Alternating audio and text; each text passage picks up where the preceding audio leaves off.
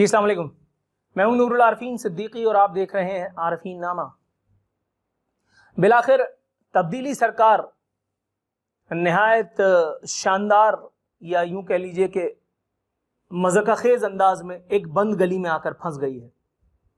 एक ऐसी बंद गली में आके फंसी है कि जहां पर जनरल मुशर्रफ की हुकूमत भी फंसी थी, जहां पर और डिक्टेटर्स भी पंजा आजमाई तबा आजमाई करके और हार चुके हैं ये जंग। मीडिया से पंगा लिया था इस एक सरकार ने।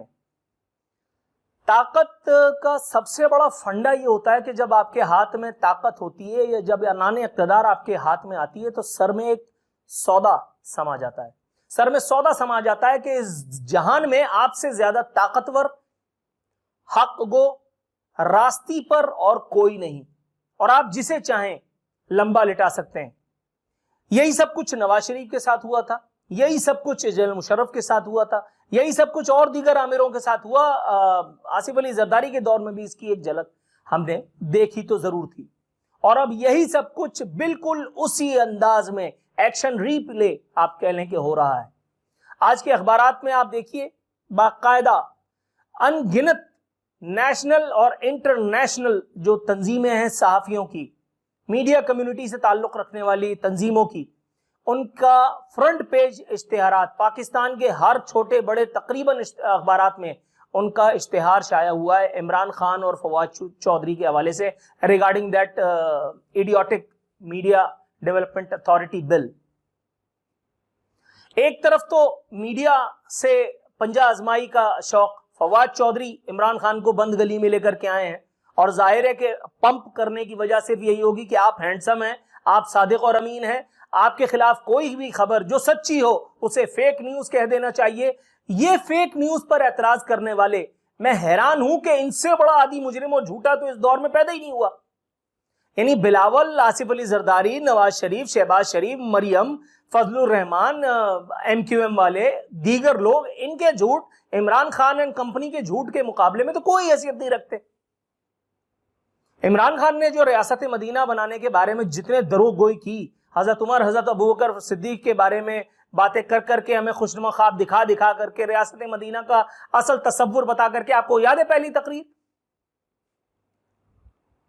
मैं और मेरी बीवी 2 मुलाजिमों के आसरे पर रह लेंगे, इतनी सारी फौज की क्या जरूरत है, हम जो है वो कम खर्च बाला नशी हमारी हुकूमत का फिलॉसफी होगी।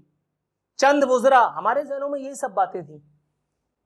50 से ज्यादा वजीर हमारे सीनों पर मूंग दल रहे हैं और बहुत कम ही शायद ऐसे होंगे कि जो काबिल हैं, कॉम्पिटेंट है, अहल है। ज्यादातर ये फवाद चौधरी, ये और दीगर लोगों के। अच्छा, पिछली जरदारी की काबीना उठा लो, मुशर्रफ की काबीना उठा लो और इमरान खान की काबीना उठा लो,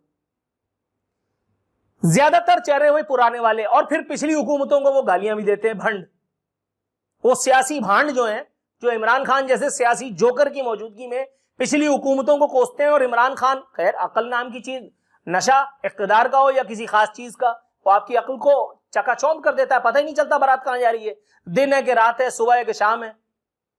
तो इमरान खान को कैसे पता चलेगा? बनी गाला से लेकर के और अपने कसरे वजीर आजम तक ये आदमी कैद है।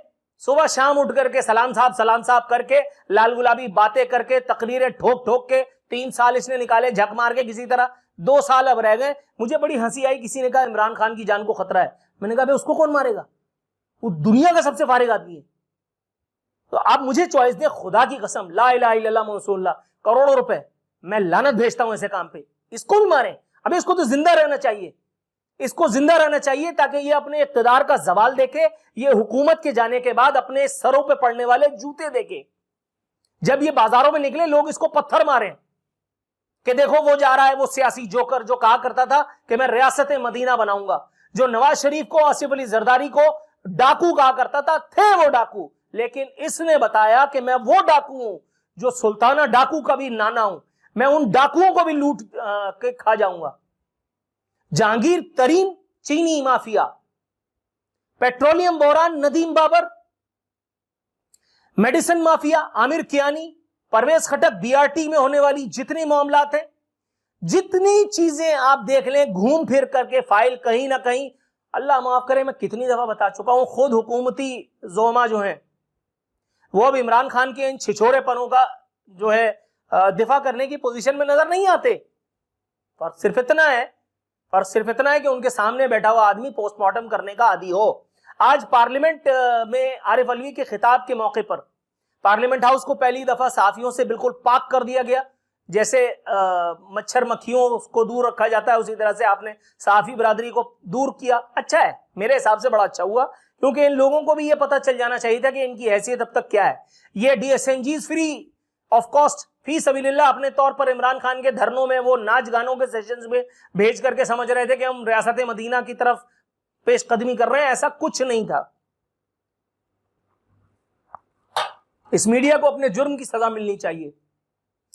इन खुशफहम लोगों की हालत तो यह है कि इनके आज पार्लियामेंट हाउस के बाहर धरने में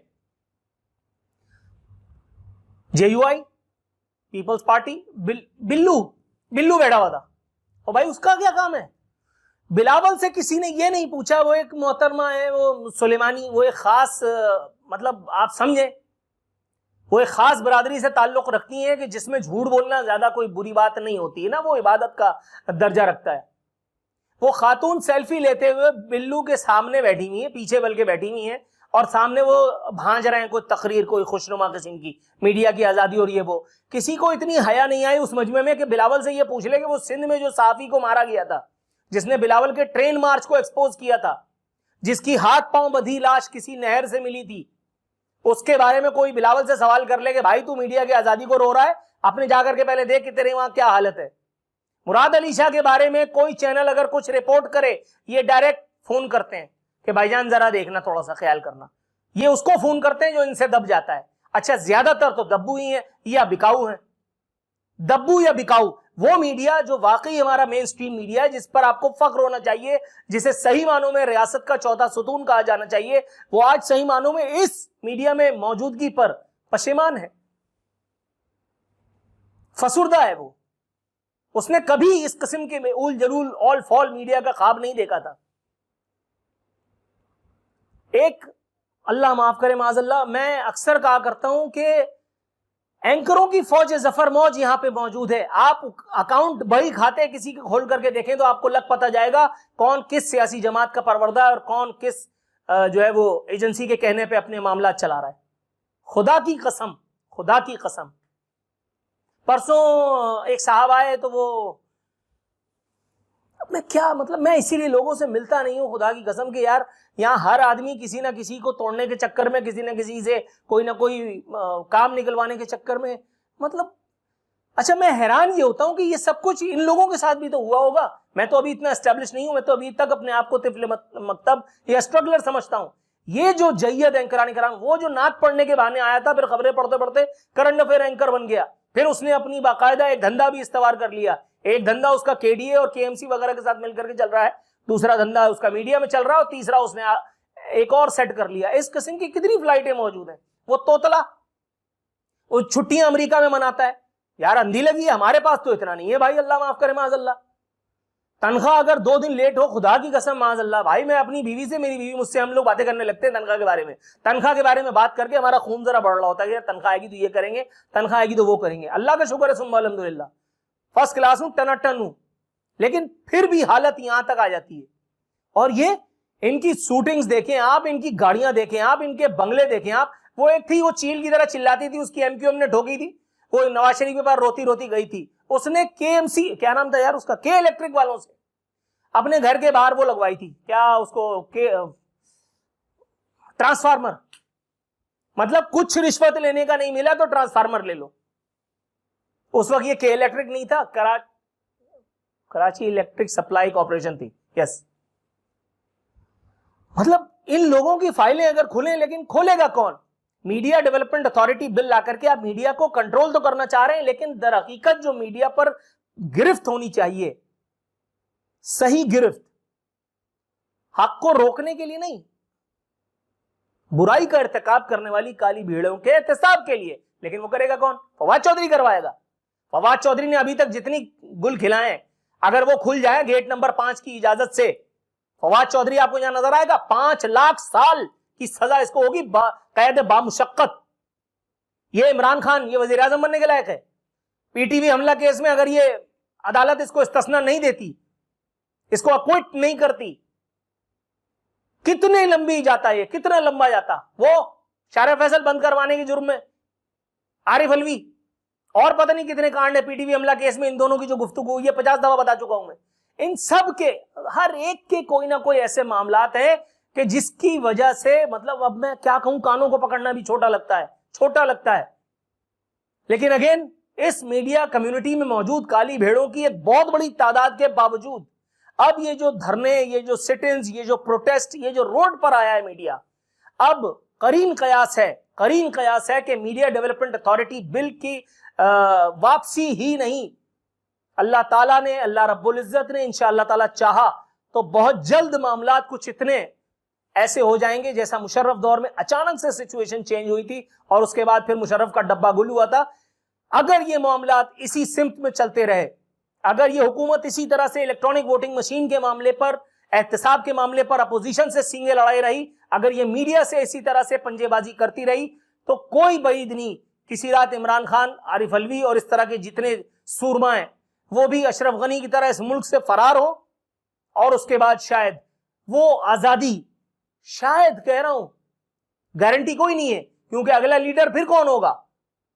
क्या जरदारी को कबूल करेंगे हम? बिल्लो, आसिफ अली जरदारी का बेटा बिलावल, क्या ये लोगों के मसीहा, ये जो अपनी बोली बोलने वाले साफियों को आगे करके मुझ जैसे साफियों के सवालों से बचने की कोशिश करते हैं?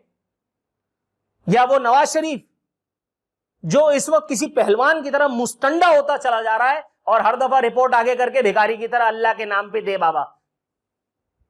ये इमरान खान की गलती है कि जिसकी बाद अब एक मर्तबा फिर अगर जरदारी की औलाद और नवाज शरीफ जैसे वैम्पायर्स, पॉलिटिकल जोकर्स हम पर मुसल्लत हुए, अल्लाह ही पूछेगा इन लोगों से।